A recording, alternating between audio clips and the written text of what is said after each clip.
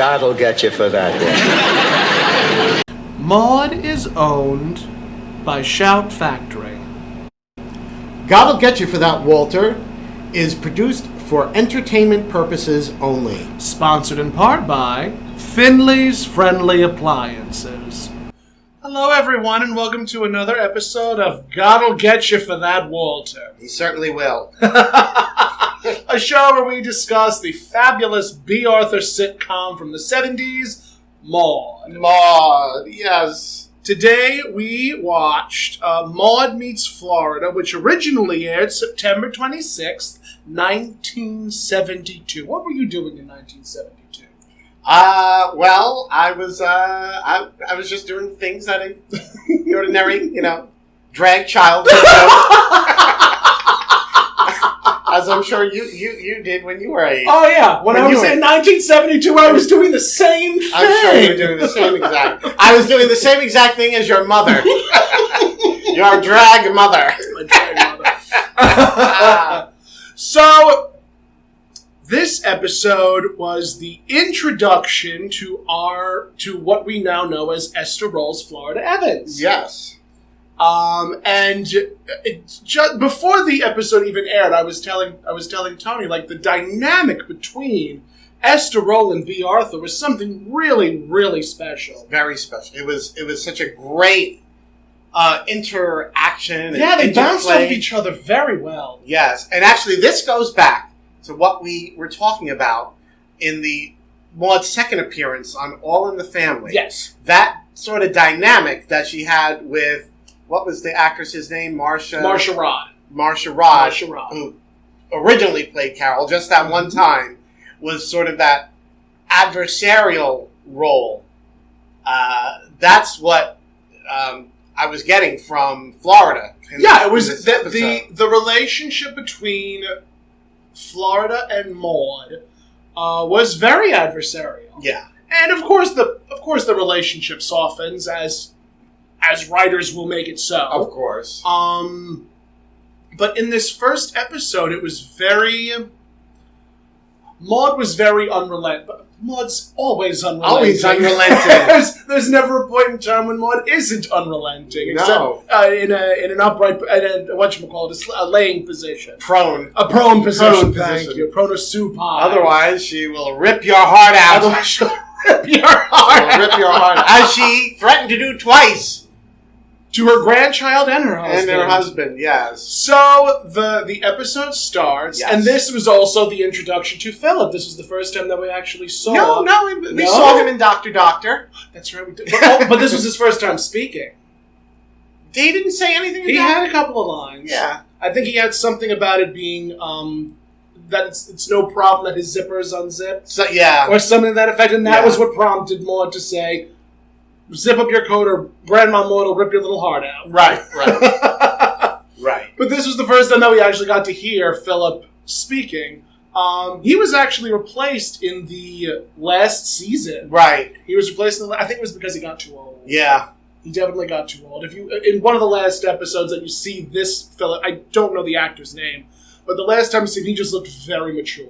He grew a lot. Yeah, he shot up really very shot quickly. up. Yeah. Like in this episode, he was what Maude said, 8 years old? I think he was 8, yeah. That's 8, 9, 10, 11, 12, 13. Like by the age of 13, 14, he just really shot up. Which happens. I mean, that does happen. Growing does happen with little boys. Yeah.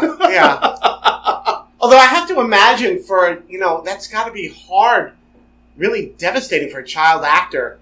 To be replaced. To just be replaced because, oh, sorry, kid. You're too tall now. You're too tall now. You're too tall. You're too mature. But we'll get it. We'll get into that when Philip actually gets replaced. Now, he had a tape recorder. Yes, he had a tape recorder that Maude gave him. Can you even find a tape recorder? Do tape recorders even exist now? I don't believe they do. I mean, I think you can get That's almost like asking if you can find a VCR. Right. I don't know. I think you can find them. You would just have to find them in thrift stores or Goodwill or something like that. Yeah. I don't unless they have DVD VCR players. It's possible. I know with a little recorders, I think you can find a little digital recorder, but I think most people would probably just use their phone. Use their phones now or an app, to record Times have certainly changed They have since changed. 1972. Times have changed. 1972. I had my own a tape recorder. You had a tape recorder like Philip had, yes. I don't think I ever had a tape. And I would either record myself. I had a Walkman. Oh, you did? This was even before Walkmans. Before Walkmans. My favorite thing to do was, I don't know if you remember the movie, The Forbin Project, where it was about a computer a computer in America and a computer in Russia, and they're supercomputers, and they take over the world because they become like sentient and they have control of the nuclear weapons. Sounds like Tron. And the computer, had a very electronic sounding voice, and I would pretend to do that voice, and I would record myself saying all these things as Colossus from the Forbin Project. Can you still do the voice? I don't know, and I'm not going to damage my vocal cords like that, especially this week. I don't blame you. So, it was a hoot. But yes, I had a tape recorder like Philip. We had something called Yak Back. What? Yak Back. It was these little tiny devices that you'd record yourself, it would record you, and then it would talk back to you in a really weird way. Mm-hmm. It would either be like, it would warp your voice like this, or it would... You sounded like Catherine Hepburn right now. The calla lilies are in bloom again. Are we reviewing On Golden Pond or something? So yeah, that would yeah. So made you sound like Catherine Hepburn. Made me sound like even more so than I already do. It's amazing. Technology is wonderful. Oh yeah, so is my talent. As I flip my non-existent hair back. Flip your non-existent.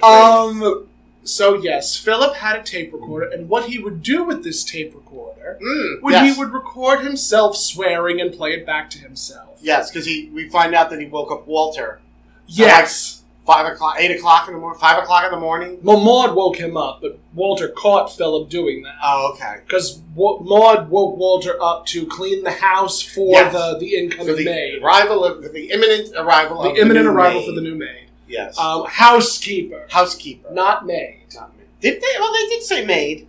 Walter called her a maid. He called her a maid. Walter called Florida. Yeah. I was going to say Esther. Walter did call Florida a maid. Yes. And the episode continues with, Walter calling out Maude on the hypocrisy of constantly coddling the child, and Walter calling the child dumb. Yes. Which is a recurring theme, at least in the first couple of episodes that we know that Philip exists in this universe. And of course, Maude does threaten to rip his heart out. Maude then threatens to rip Walter's heart out for calling Philip dumb. Not only that, Maude had spoken to Walter about it, and this is not the first time that the family dynamic is mentioned, but I think Maude says, if you want Carol and Philip to move out, just tell me. And Walter says, and Maude says, and I'll rip your heart out. I'll rip your heart out. Because as much as Maude is this overbearing, domineering, self-aggrandizing person, she still loved her family. Oh, yes. She was still very much in love with her family, loved her grandchild, loved her daughter. Love Walter was definitely brought into question a number of times in the series. I have to say, I think with this episode, the main characters, they really started to gel. Yes. They definitely started to feel more comfortable with each other. Yeah. Because in the first couple of episodes, it was very like, Maude versus this person, Maude versus that person, Maude versus this one. But with Maude Meets Florida, it was very much Maude, Walter, and Florida all talking, and then you introduce this new character. Mm-hmm. And when you introduce a new character into a sitcom, usually it's met with... resistance. It's met with resistance. I bring up Golden Girls, actually, because we were supposed to get Coco. Right. Coco was supposed to be the main character. It was supposed to be the three girls and Coco. Uh-huh. But people gravitated so heavily towards Sophia that they... I mean, it's so obvious. the audience gravitated so much towards Estelle Getty as Sophia that they ended up writing out. I can't even say they wrote him out. They just basically he just disappeared. He just disappeared. He was in for one episode, and then that was the end of it. And that was the end of it. It was gone. So it's always interesting to see how a new character gets introduced and then is subsequently brought into the story. And the episode continues with Florida being introduced. Now, even now they did discuss how she's gone through a number of specifically black maids, housekeepers, black housekeepers, and Maude's liberal senses are definitely called out a number of times, specifically when the subject of race is brought up. Even Carol said, you hear, if a black man says hello to you, you say, I'm sorry. I'm sorry, yes. And, white guilt it's a real thing. White guilt is very much a real thing. And it's kind of an interesting conversation to have in 1970 because, again, we're still having that conversation today. Very true. That conversation is still happening today about white guilt, about white people trying to say, I love all black people, but still doing inherently racist things. Of course, now we refer to it as white privilege. Exactly. So, but same thing. Very much the same. Pretty much the same thing. And, it's a very complicated conversation for us as two white queer individuals to have. Right. Because we don't know what the experience is. We don't know what the black experience is. And never will. And we never will. And we do not assume to know what that's like. We do not. So we can only speak on the white queer experience. Yes. Now, with that, we're going to talk about the white female experience because sometimes we are white females. True. Very true. Very true. See, now the thing with Maude was her heart was in the right place, but she took it to such an extreme, like she couldn't. There was even a moment when Walter said, "You do too much. You always do too much." Yeah, she spoiled. He said he was spoiling them. Yup. Yeah. That Maude spoils not only Philip but also maids. Yes. Now, the reason we bring that up is because Florida gets hired. Now, even when Florida is introduced, Mrs. Evans, she did not come to play. No. She came to work. She came to do her job. She came to do a job. And Maude, bless her loving heart, was just, in this house, we know that there's acceptance and there's love and there's this and there's that. And Florida's just like, yes, and? Yeah. What? Moving right along. I'm here to clean your house. I'm not here to be your friend. Maude is like, well, this is your home, and she's like, I already have a home. She's like, we're like your family. She's like, I already have my own family. Thank you. So it's just that continued, liberal mindset where it's like, I need to do right by everybody. I need to do right by black people because they're always so oppressed. And, Maude, bless her loving heart, still did some very stupid things. Yeah. Like, she would not let Florida do her job. Right. So Florida's introduced, Florida comes in, and Maude initially says, oh, you were named after the state. And it was another one of those moments where, open mouth, insert foot. Yes. Which happens so very frequently in sitcoms. And Florida calls her out and says, no, I was named after an aunt. Mm-hmm. And the aunt was named after another aunt, or another relative. Or something, yeah. And then that relative was named after an orange. An orange, not the state. Was she being serious, or was Florida? Oh, I think that was a story. It was. I think she was just like, I'm just gonna tell this white lady the most ridiculous thing. Just to see if she'll buy it. To see if she'll buy it. Yeah. And Maude was eating it up. Yes, ate it up. She was eating up the story that Florida was telling her.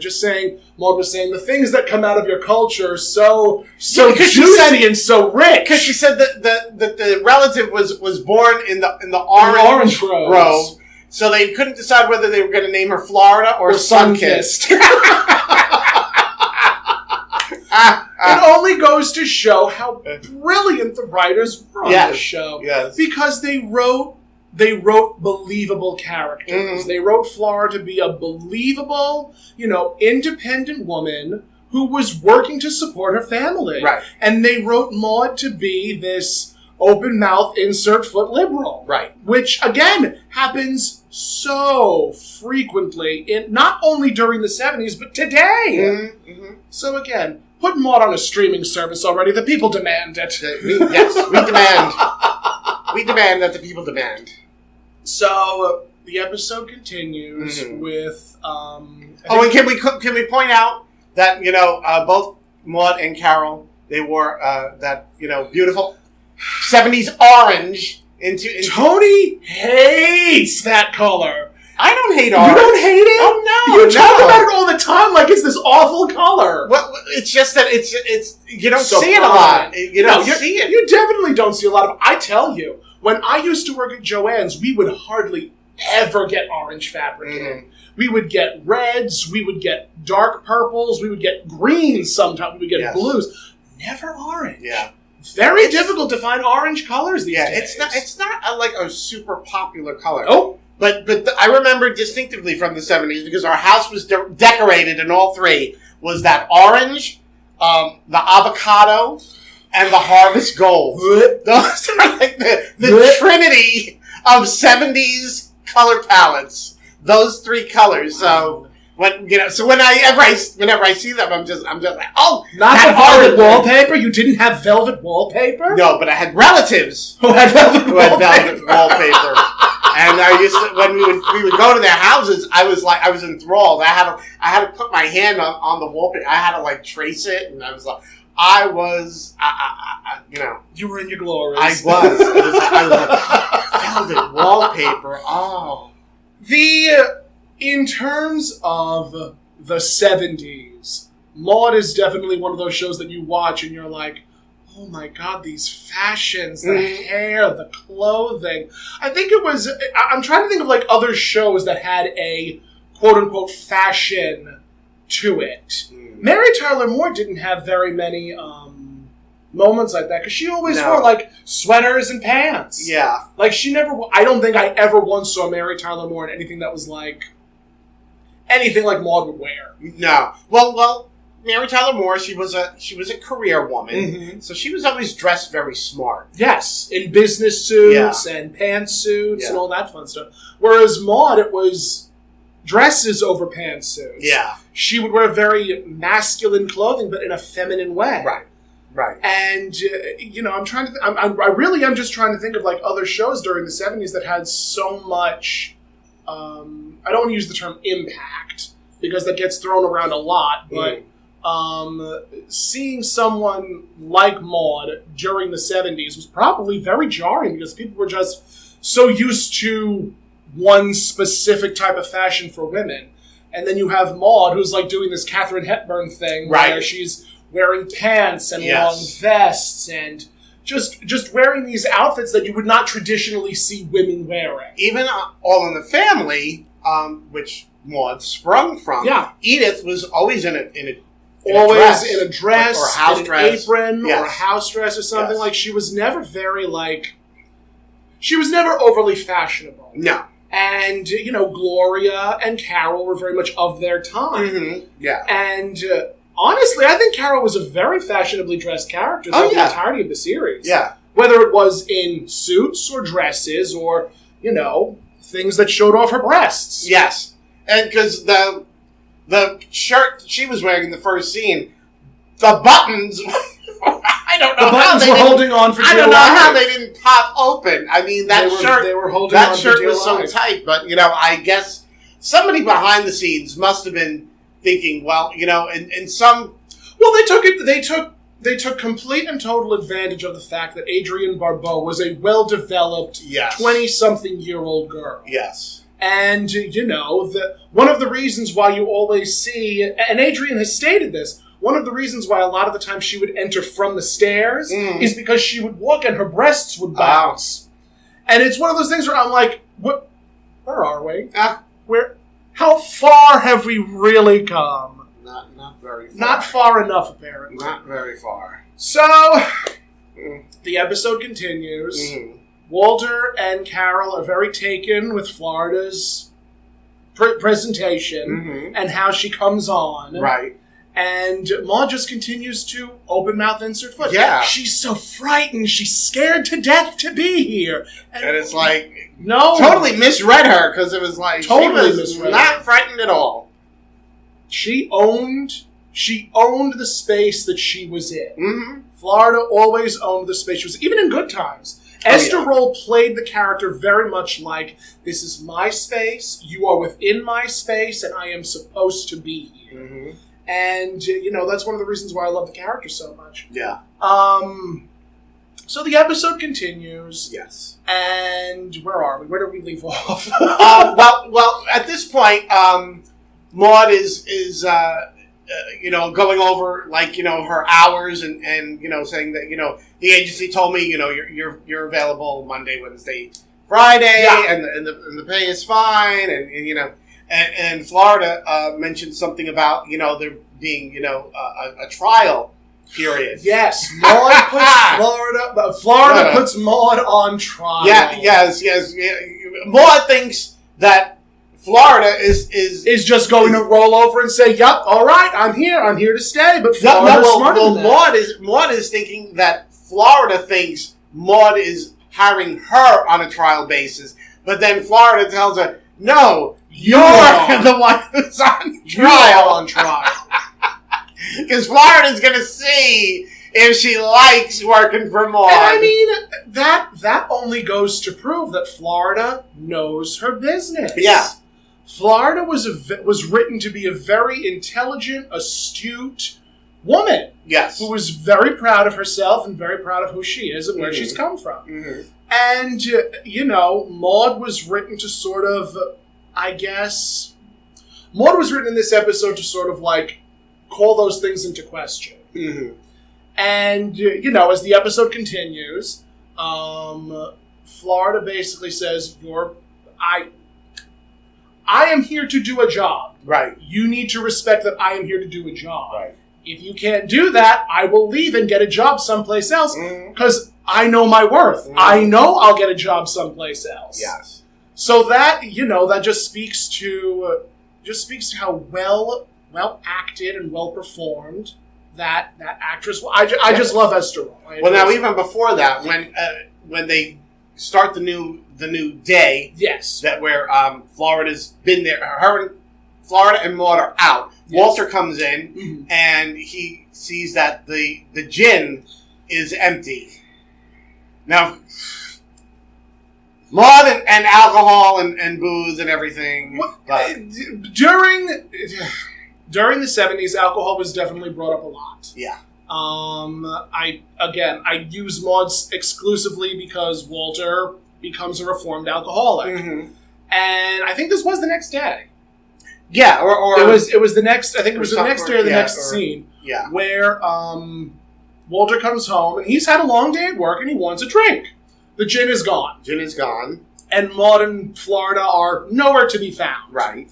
Which means that Maude probably said, "Come on, Florida, let's go grocery shopping, but first let's have a couple of martinis." And they did.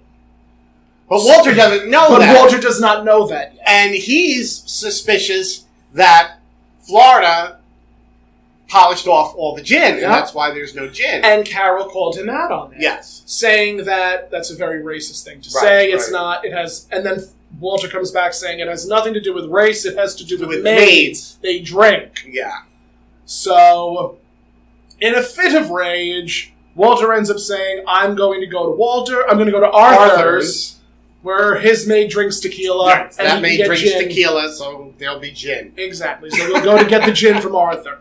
Just, you often wonder how people in white suburbia during the 70s had a fully stocked bar. Yeah. Did they? That was very, in at that time. I mean, the having home bars? Yeah, you had your home bar. I mean, there were a lot of instances of, women that were like home and, they were, becoming like, secret, like closet alcoholics. Think of feminine fulfillment. Yeah. Think about, the Simon and Garfunkel song, Mrs. Robinson, where, talking about, the pills, that there was a lot, there was a lot of that, women that were, staying at home and dissatisfied. And so they would turn to alcohol and, booze and pills and things like that. And well, that's also brought up a lot too in Maude. Mm-hmm. Pill popping. Yeah.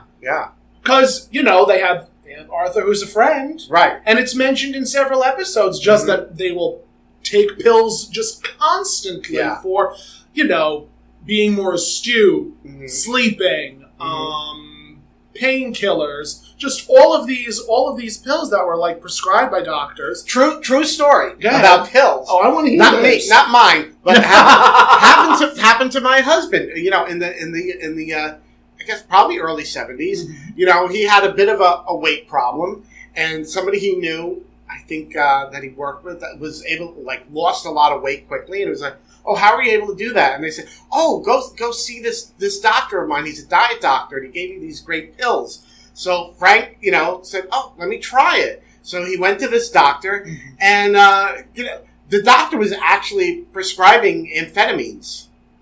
Yeah, but nobody, But no one really was. They didn't really know, And back then, it was sort of like people didn't question things as much. So a doctor says, "Oh yeah, I can help you lose weight. I'm going to give you these pills," and you figure, "Oh well, if the doctor's giving me these pills, it's got to be fine. It's got to be safe." And he actually told me this story. Like, he was taking the pills, and he called his friend to let him know that he was getting ready, and he was going to come and pick him up, and they were going to go to the bar. And he ended up he was like nonstop talking. He ended up like a call to tell him that he was coming over to pick him up.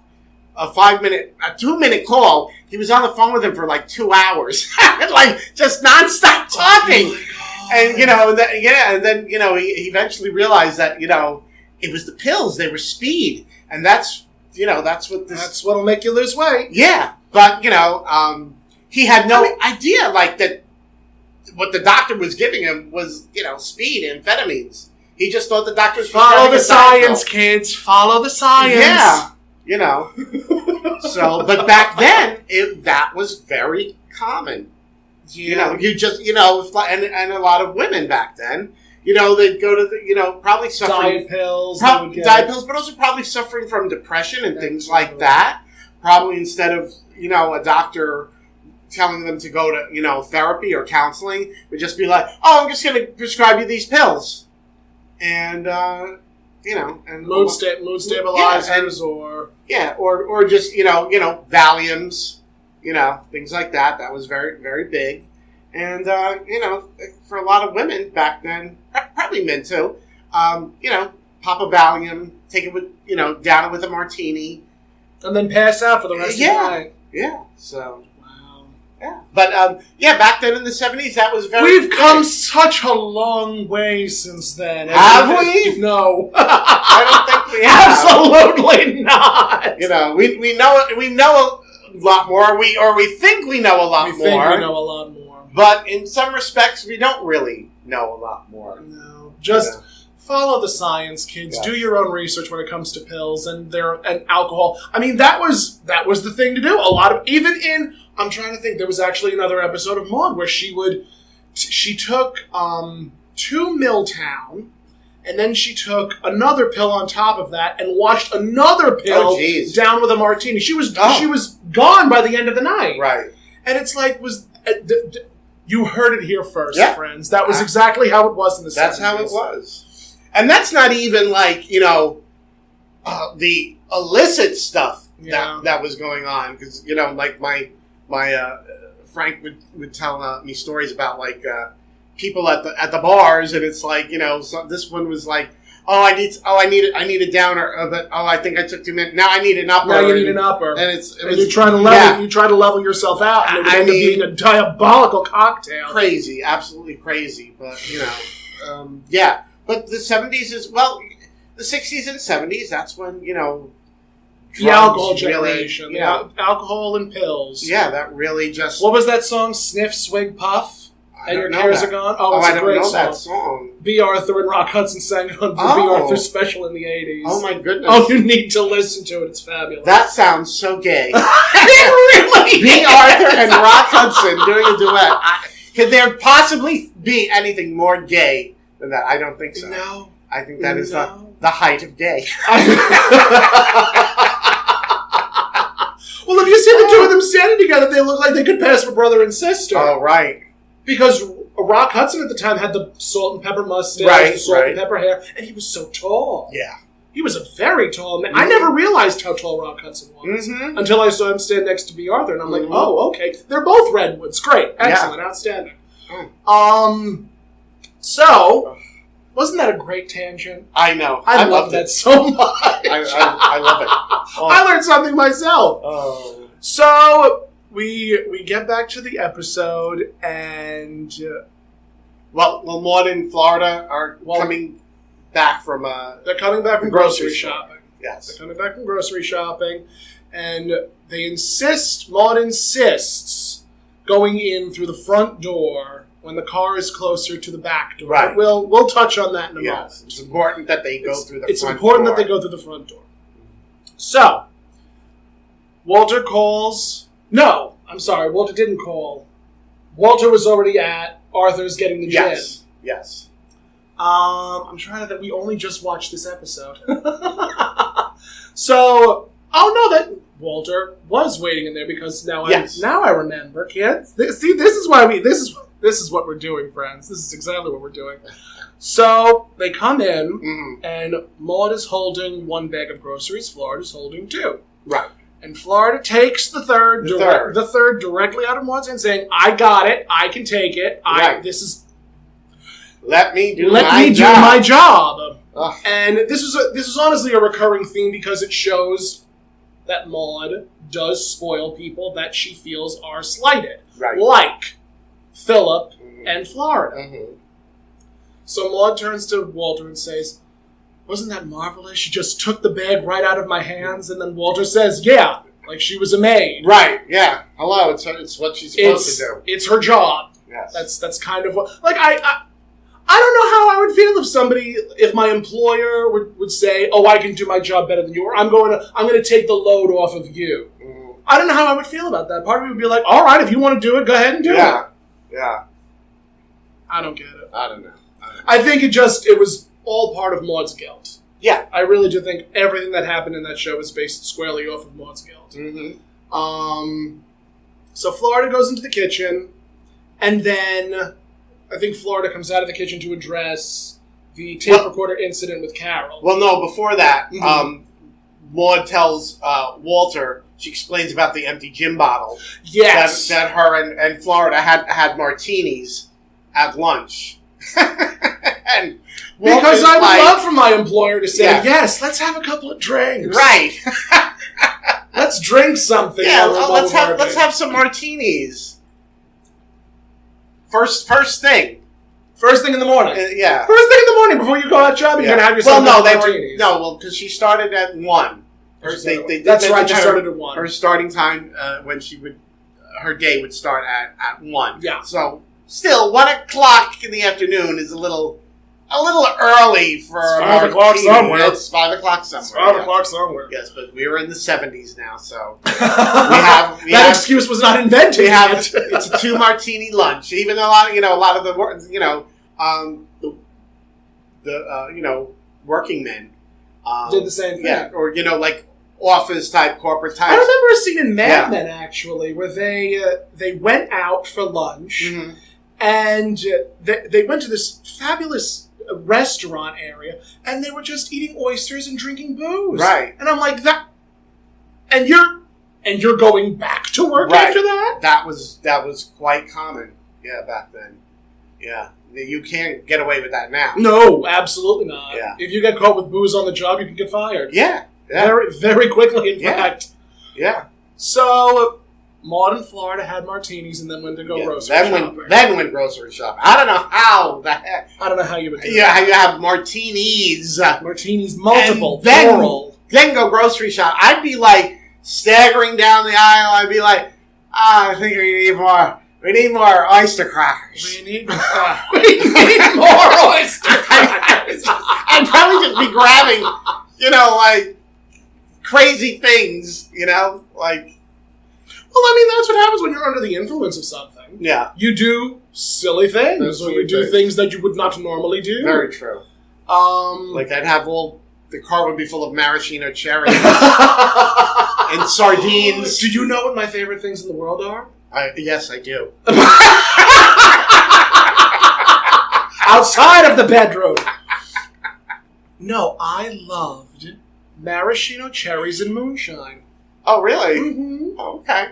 My friend bought one day this jar of maraschino cherries and moonshine, and I was polishing them off. Man, they were so good. They were so good. I got so blitzed that night.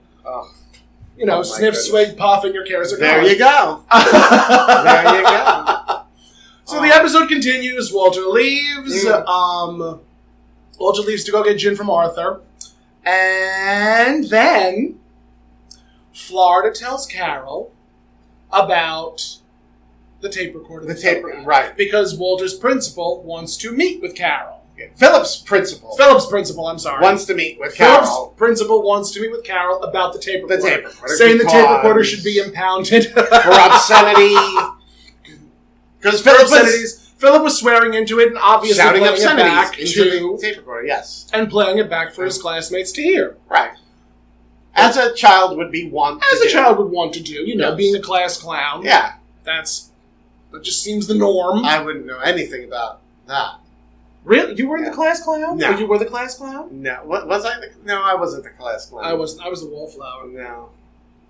I was a wallflower. Yeah, I was pretty quiet. I didn't want to now look at us. I know. I didn't want to get beaten up. I didn't want to get beaten up. No, I get that. Oh, I completely and totally get that. So, I was very aloof when I was in grade school and junior high and high school. It wasn't until the end of high school that I really sort of blossomed.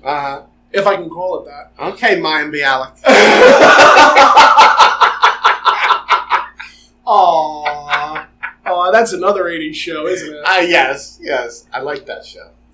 I like Mayim Bialik. I do too. She's brilliant. Yeah, she is. She's brilliant. She's like a doctor. Neurology. Neurophysicist? Neuroscience? Neuro. But she definitely has a doctorate and she's very intelligent. Very astute, very intelligent, very learned person. And directing a movie. Yes. Right now. I don't know what it's about, but she's directing a film. I love when actors do more than just act. Mm-hmm. I love multifaceted people. Mm-hmm. Like myself. Same. We're not narcissists. No. We are the most modest people we know. We are modest and humble to a fault. And we say that in all modesty. How modest we are. How modest we are. We don't know anyone more modest than us. Nope. Not in the slightest. No. Not I, said the cat. Oh. So, the episode continues. So, Maude is mad that Florida is just, telling Carol. Yeah, well, not that she's telling Carol. She's mad that she didn't tell. Maude is mad that Florida did not tell Maude about this incident. Earlier. At school. Yes. Because the two of them were out of the house and they were at the grocery store. But the message, as Florida states, was for Carol. So, as an employee, if you get a message for a specific person, you tell that specific person. That person. And Carol was, Philip's mother. Yeah. She's the one that should, And Carol was also pretty upset that Maude gave Philip the tape recorder in the first place. Yes. Yep.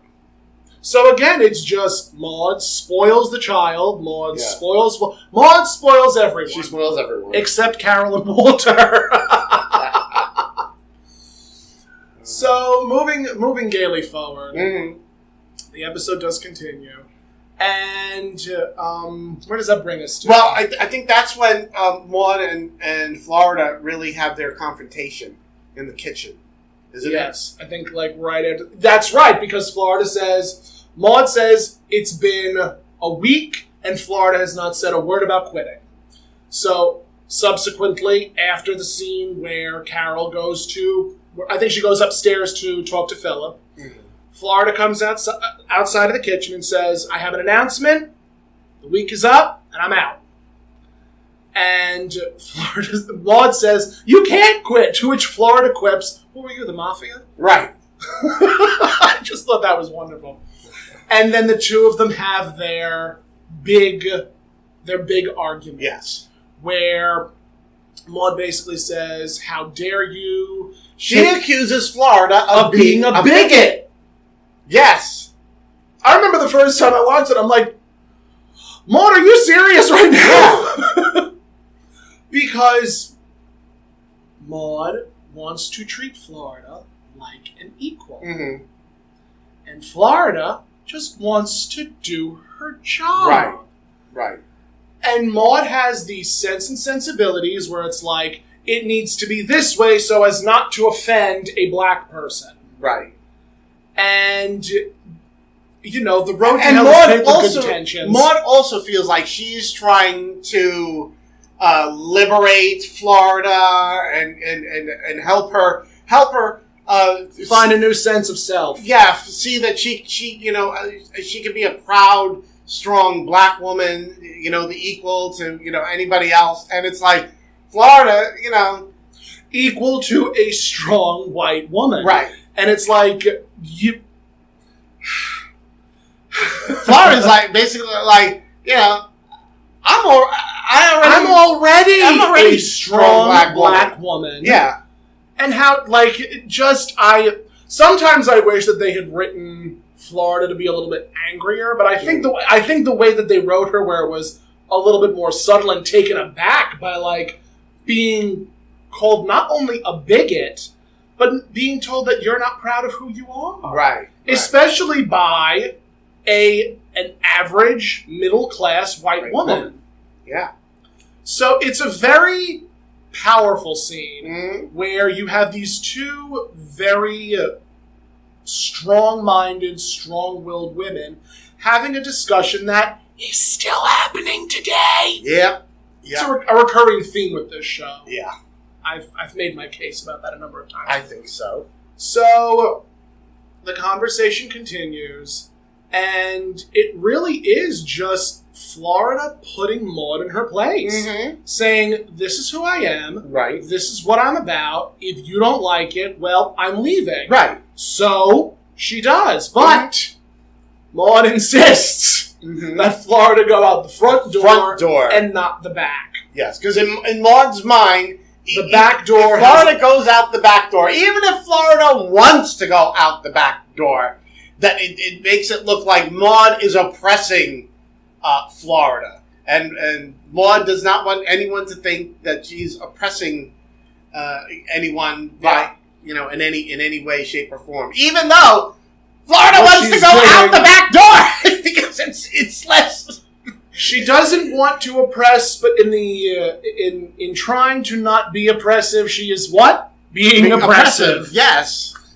So it's just I cannot say enough how good the writing is on this show. Yes. Because it handles these issues with a lot of grace and compassion, and it calls out the hypocrisy of being a liberal-minded individual, as it does a conservative individual, as it does a black individual, a white individual, a gay individual. We'll get on the gay stuff when that episode comes up. Can't wait for that. But it does happen. And, one of the reasons why I love the show so much is because it doesn't shy away from those issues. Right. It doesn't shy away from talking about these issues because they happen. They were happening predominantly in these, white suburban households where they would have black maids or Hispanic maids. I never had a maid. I never had one. So we don't know what that's like. We don't know what that's like. We were lower middle class. You have your lower middle class, middle class, upper middle class. Yes, And now they're trying to get rid of it. Yeah.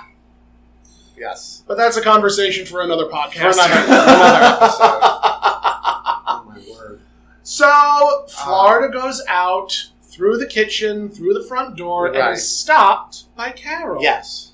Stopped by Carol and Walter because Walter comes back with booze. Right. And I love what he said when he entered. If I die, it won't be because of drinking. It'll be for looking for drink. Looking for the drink. Looking for the drink. Yes. So Florida says, I'm leaving. Carol and Walter coerce, not coerce, but sort of convince Florida to stay. Yeah. And Florida... Well, they really wanted her. They really wanted her to stay. They really liked her. They really liked her. And I mean... And she liked them. She liked Walter. She liked Carol. Yes. And, Florida said, okay, but let me talk to... Right. Let me talk to her. Right. Florida's like, well, let me see what I can do. So... Florida goes back to talk to Maude. And it's almost like round 2, but this time Florida has an advantage. Yeah. Well, but when Florida comes in the kitchen, Maude is sitting at the kitchen table. Sulking. Looking a little defeated. Because she thought she was going to be the white savior. Yes. She was very much of that mindset. That, I'm saving you from... I'm going to be the white savior. And, and... It's really unfortunate that there are a lot of people that feel that way. Mm-hmm. Where it's like, I have black friends, therefore I'm an authority on what goes on in black lives. And it's like, no, that's not how this works. Yes. And, this is a theme that is brought up a lot in Maude. Mm-hmm. Because Maude is, again, a liberal person. She tries to, fight for the rights of people, but she does it in a very overdramatic and concerning present day wrong way. Mm-hmm. And again, like I mentioned earlier, the road to hell is paved with good intentions, and that pretty much describes Maude when it comes to the rights of people other than herself. True. This actually makes me think. The movie The Help? Yes. Now, I had a discussion about this with a friend of mine when we first watched it. And, people, we were saying, this really isn't a movie about these black women who were working as maids. They were part of the story.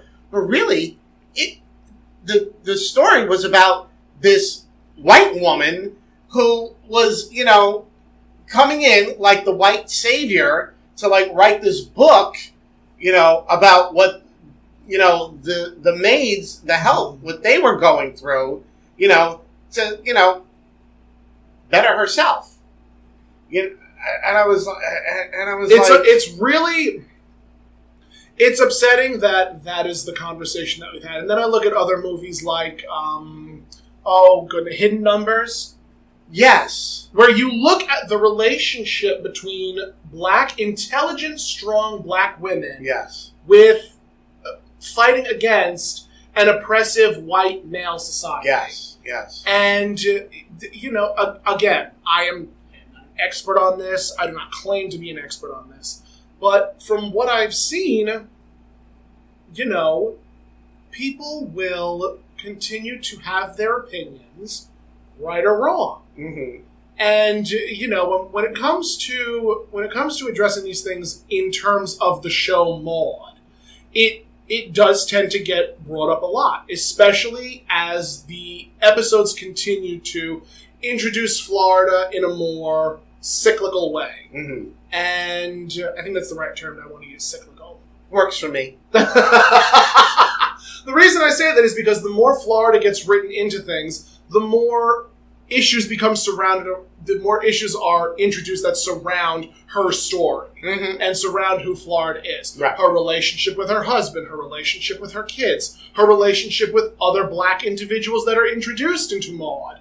And, there's always going to be that conversation of, white being a white savior and being Maude trying to be this sort of white knight for someone who's already capable of taking care of themselves. Right. She didn't need a white savior. No one needs a white savior. No one needs a white savior. No one needs a white savior. No. So, moving forward and right along, Maude says, fine, if you want to be treated like a maid, I will treat you like a maid. You can work your butt off. Right. And you'll get here 1 o'clock, and then, again, Maude opens mouth, inserts foot, saying, you start upstairs with the bedrooms and with the bedrooms and the bathrooms, and then work your way downstairs. Right. Or Florida says start upstairs. Maude says start downstairs. Something like that. Some to that effect. It was conflicting. Yeah, it was a conflict. A conflict. And Florida basically puts Maude in her place, saying, "This is what I do. Right. You either accept what I'm doing and leave me alone. Let me do what I do good, and I'll let you do what you do good." I think that was the Maude was like, "Well, it's my house," and Florida is like, "But I'm responsible for keeping it clean the house." So Maude relented, begrudgingly, but she relented. Yes. But I do love those types of conversations because it shows a human quality to the conversations. One thing that's worth pointing out, when Florida was talking to Carol and Walter before going back to talk to Maude, Carol says, "But at least you're working for someone like Maude, who's not a bigot." Yeah. And Florida says, "Well, sometimes I would rather work for a bigot because they just hate you as you are." Yeah. And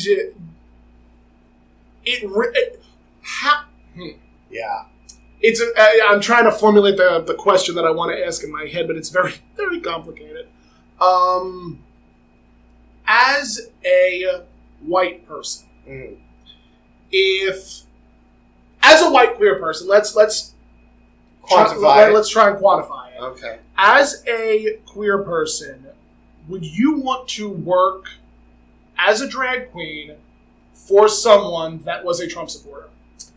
If you were called by somebody that was a Trump supporter saying, "I want a drag queen to work this show," would you do it? That's a hard question. Because I know now that I have done things for people that I know, after the fact were Trump supporters. And I don't think that quantifies it exactly, but it's sort of within the ballpark. Yeah, so I'm like, it's a tough, hard question. For a long time, I worked at a job where I had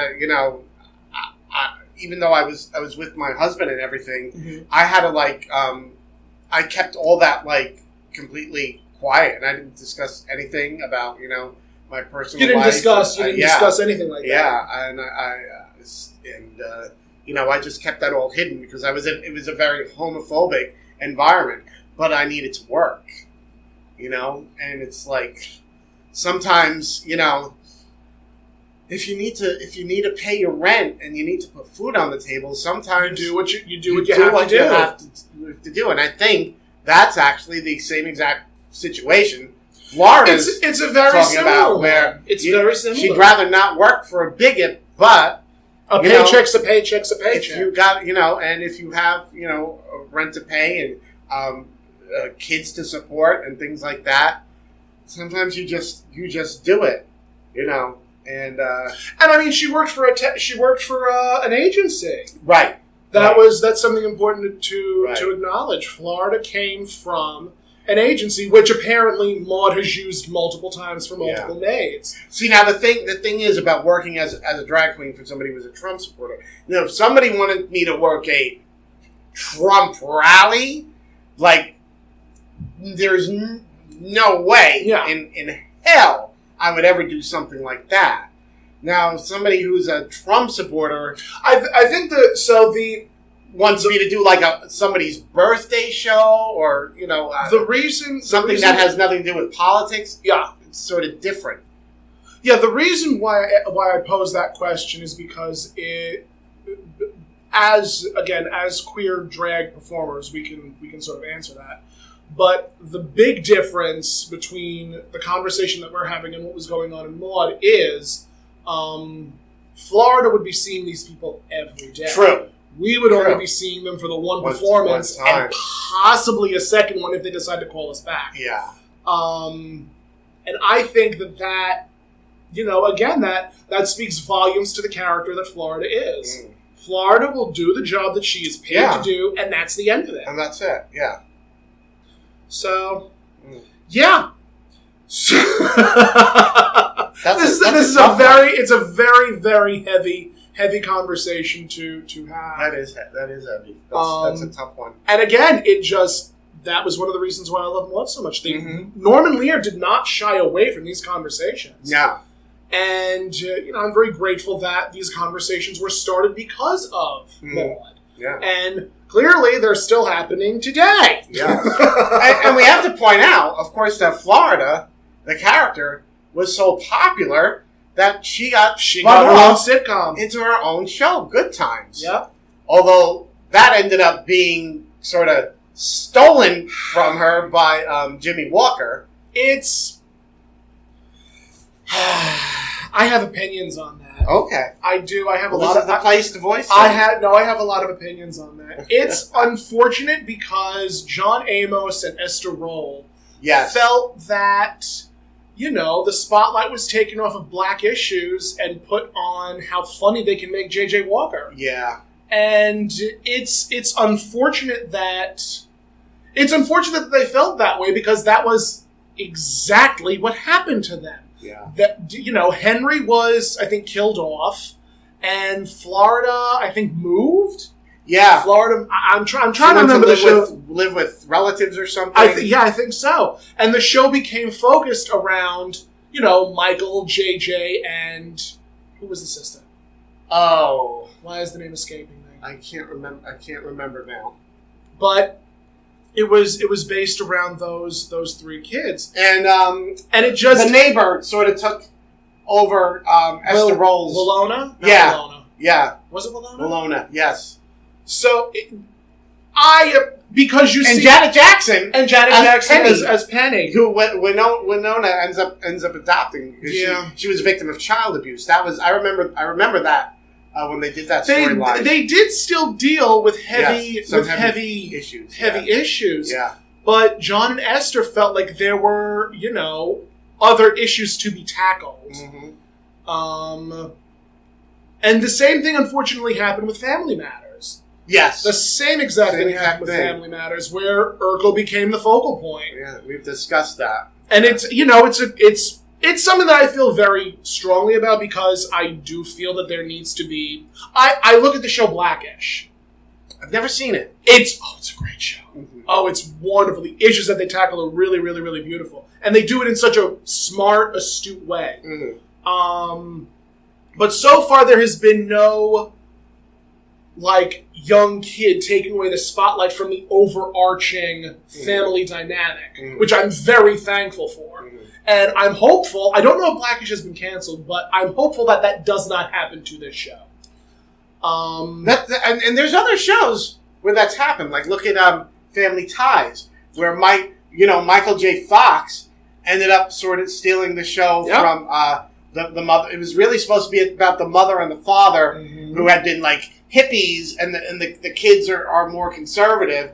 And, everybody thought, it was going to be everybody was going to really be into the parents as these sort of they came from free love and all that. Yeah. And it was no, everybody the character of Alex Keaton became super popular. Yeah. And look at Happy Days with the Fonz, where it became so based around Fonzie, and It happens, and it's unfortunate because, you see these characters and it's ooh, that's the moneymaker. That's the moneymaker, so let's put that character in front and center for everybody to see. Yeah. So those are my opinions. And even on Gilligan's Island, Tina Louise was told she was going to be the star of the show. Although, hello, you're in the show is called Gilligan's Island. It wasn't going to be about. It wasn't Ginger's Island. It wasn't Ginger's Island. It was she knew it was going to be Gilligan's Island, but she thought the show was going to be about about this movie star who was like stranded on this island, and it was like, once they start filming, it's like, oh, guess what? The show's really about Bob Denver. It's not about Tina Louise. What a great character actor he was. Yes, he was. What a great character. Yes. So the episode continues. Yes. Maude and Florida reach their agreement. Yes. Florida leaves out the back door, as she wants to do. And Florida then addresses Carol and Walter, saying, "And you thought I can't keep a maid." Right. So, again, self-aggrandizing, narcissistic Maude. Of course. How could she be anything less? Anything less. She would not be anything less. No. The episode ends with Maude singing whatever Maude wants, Maude gets. Walter is very happy that his wife is singing and being a songbird, despite Maude having a very, very deep voice. And as a matter of fact, in this episode, one of the first jokes was the phone ringing, Maude answering and saying, "Hello? Yeah. No, this is not Mr. Finley. No, this is Mrs. Finley. Mr. Finley has a much higher voice." And, I just love that so much. I do. But we did get a God'll Get You for that, Walter. We did get a God'll Get You for that, Walter, in this episode.